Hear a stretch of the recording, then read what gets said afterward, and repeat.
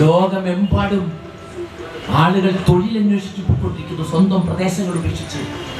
കഴിഞ്ഞ ഒരു പതിറ്റാണ്ടിനിടെ പ്രത്യക്ഷപ്പെട്ടിരിക്കുന്ന പ്രത്യേകത കൂടിയാണ്. പണ്ടേ ഉണ്ട്, പക്ഷെ എല്ലാ തരത്തിലുള്ള നിയന്ത്രണങ്ങളും കളയപ്പെട്ട നിലയിൽ അഭൂതപൂർവമായ ഒരു പലായനം നടന്നുകൊണ്ടിരിക്കുകയാണ്.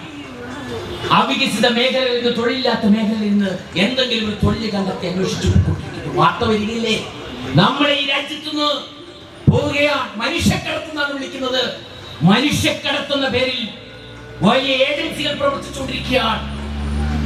ഈ കൂട്ടപലായനം എങ്ങനെ നടക്കുന്നത്? ഈ സംസ്ഥാനത്ത് നിന്ന്, പഞ്ചാബിൽ നിന്ന്, ഗുജറാത്തിൽ നിന്ന്, ഹരിയാനയിൽ നിന്ന് 10,000 ഒഴുകിക്കൊണ്ടിരിക്കുകയാണ് മറ്റു പ്രദേശങ്ങളിലേക്ക്. ഒന്ന് ജീവിക്കുവാൻ, ഒന്ന് നിലനിൽക്കുവാൻ, ഈ ജീവിതം ഒന്ന് എവിടെയും കൊണ്ടുവന്ന് എത്തിക്കുവാൻ പോവുകയാണ്. ചെന്ന് കയറുന്നിടത്ത് ആരാണ് കാത്തിരിക്കുന്നറിയില്ല, എന്ത് സാഹചര്യമാണ് കാത്തിരിക്കുന്നറിയില്ല, ആ പ്രദേശത്തെ കുറിച്ച് അറിയില്ല.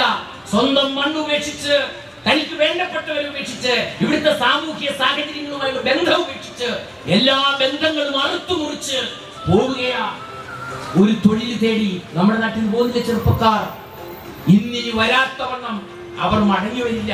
അവർ പോവുകയാണ് കാനഡയിലേക്ക്, അവർ പോവുകയാണ് UK-യിലേക്ക്, അവർ പോവുകയാണ് അമേരിക്കയിലേക്ക്. നാം കണ്ടില്ലേ, കാണുകയല്ലേ? ഈ അടുത്ത കാലത്ത് ഒരു വാർത്ത പ്രത്യക്ഷപ്പെട്ടില്ല, നിങ്ങൾ കണ്ടില്ലേ? എല്ലാ പത്രങ്ങളും ചെറിയ തോതിൽ റിപ്പോർട്ട് ചെയ്തു. ഹിന്ദു അത് വളരെയധികം ഫോളോ അപ്പ് ചെയ്ത വാർത്ത നാം കണ്ടതാണ്. വാർത്ത UAE-യിലെ ഒരു എയർപോർട്ടിൽ നിന്നും ഒരു വിമാനം പറന്നുയർന്നു 300ഓളം പേരെയുമായി. ഇന്ത്യക്കാരാണ് മുഴുവൻ. അവരുടെ ലക്ഷ്യം നിക്കാരാഗ്വയാണ്. നിക്കാരാഗ്വയിലെത്തി, തെക്കേ അമേരിക്കൻ രാജ്യമാണ്. അവിടെ എത്തി, മെക്സിക്കോയിലെത്തി, അമേരിക്കയിലേക്ക് എങ്ങനെയും കടക്കണം.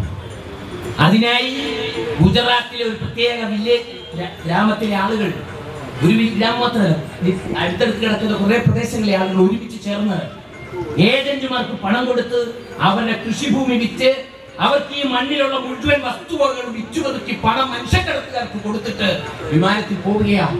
ആ വിമാനം ഫ്രാൻസിൽ തടഞ്ഞിട്ടു. ഒടുവിൽ അവരെ തിരിച്ചു കൊണ്ടുവന്നു. ആ വിമാനത്തിൽ പോയ ആളുകളിൽ 20 പേർ ഫ്രാൻസിൽ അഭയം ചോദിച്ചു. അവർ ഫ്രാൻസിൽ നിന്നു. ബാക്കിയുള്ള ആളുകളെ ഇന്ത്യയിലേക്ക് മടക്കിക്കൊണ്ടുവരികയാണ്. അതിന്റെ ചിത്രം നാം കണ്ടു. അതിപ്പോൾ ആ സന്ദർഭത്തിലാണ് ഹിന്ദു കരളിലിപ്പിക്കുന്ന ഈ സംഭവ വികാസങ്ങൾ റിപ്പോർട്ട് ചെയ്തത്. നാം അത് വായിച്ചു. ഗുജറാത്തിൽ നിന്നും ഹരിയാനയിൽ നിന്നും കഴിഞ്ഞ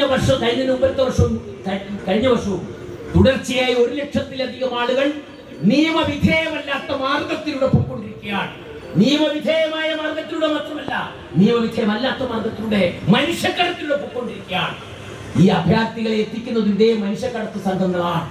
എന്താണ് ലോകത്തിന്റെ സാഹചര്യം? തൊഴിലില്ലായ്മ ഭീകരമായി തുടർന്നു വന്നിരിക്കുന്ന ഈ സാഹചര്യം, ഈ സ്ഥിതിവിശേഷത്തിന് ഉത്തരവാദികൾ മുതലാളിത്ത സാമ്രാജ്യത്വ ശക്തികളാണ്.